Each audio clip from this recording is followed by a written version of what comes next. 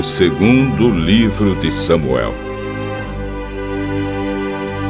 Capítulo 11. Na primavera seguinte, época do ano em que os reis costumam sair para a guerra, Davi mandou que Joabe, os seus oficiais e o exército israelita fossem atacar os inimigos. Eles venceram os amonitas e cercaram a cidade de Rabá. Mas Davi ficou em Jerusalém.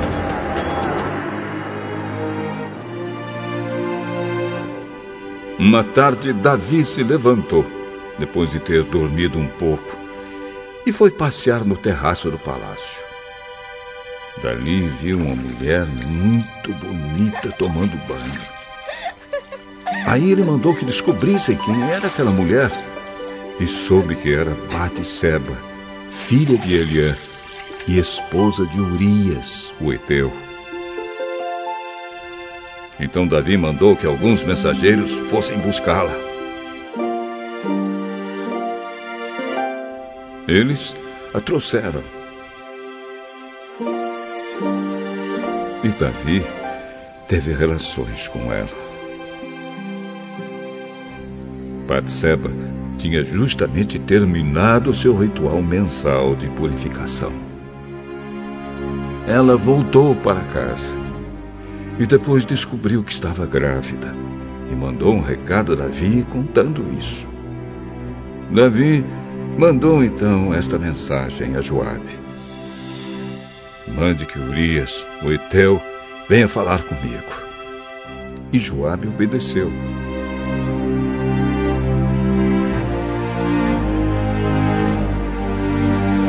Quando Urias chegou, Davi perguntou a ele se Joabe e as tropas estavam bem e como estava indo a guerra. Depois disse a Urias: vá para casa e descanse um pouco.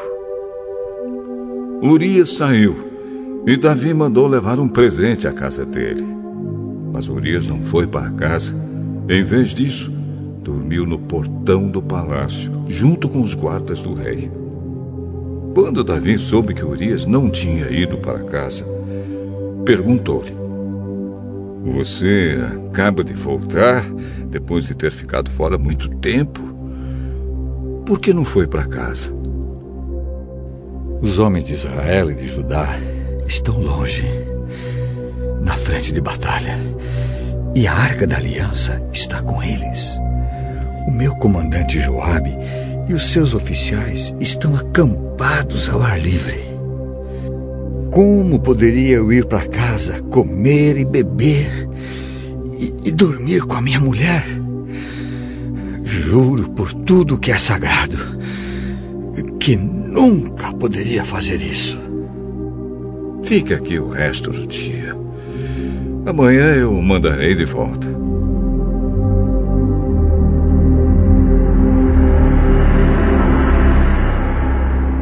E Urias ficou em Jerusalém naquele dia e no dia seguinte. Davi convidou-o para jantar e fez com que ele ficasse bêbado. Mesmo assim, Urias não foi para casa naquela noite. Em vez disso, dormiu no seu cobertor no quarto da guarda do palácio.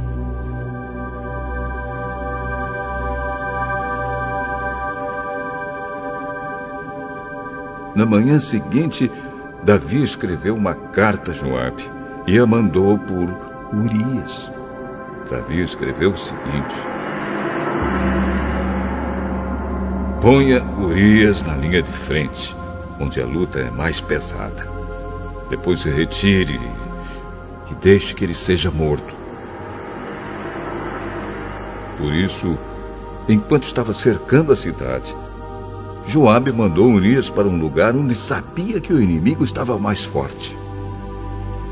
As tropas inimigas saíram da cidade, lutaram contra as forças de Joabe e mataram alguns oficiais de Davi. E Urias também foi morto.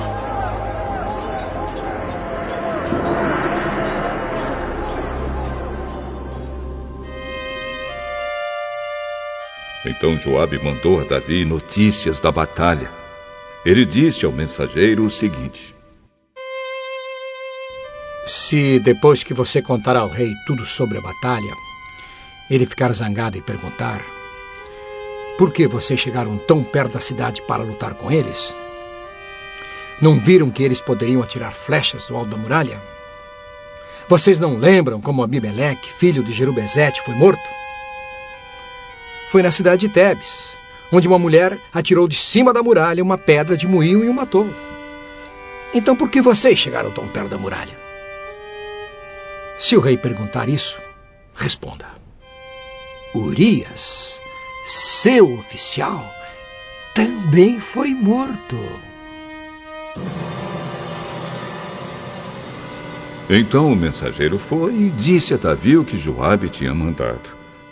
O mensageiro disse assim: os inimigos eram mais fortes do que nós e saíram para fora da cidade para lutar em campo aberto, mas nós os forçamos a voltar para o portão da cidade. Então eles atiraram flechas do alto da muralha contra nós e alguns dos seus oficiais foram mortos. E o seu oficial, Urias, também morreu. Davi respondeu ao mensageiro: anime Joabe e diga-lhe que não fique preocupado, pois numa batalha nunca se sabe quem vai morrer. Diga-lhe que ataque com mais força até conquistar a cidade. Batseba soube que o marido tinha morrido e chorou por ele. Depois que passou o tempo de luto, Davi mandou trazê-la para o palácio. Ela se tornou sua esposa e lhe deu um filho.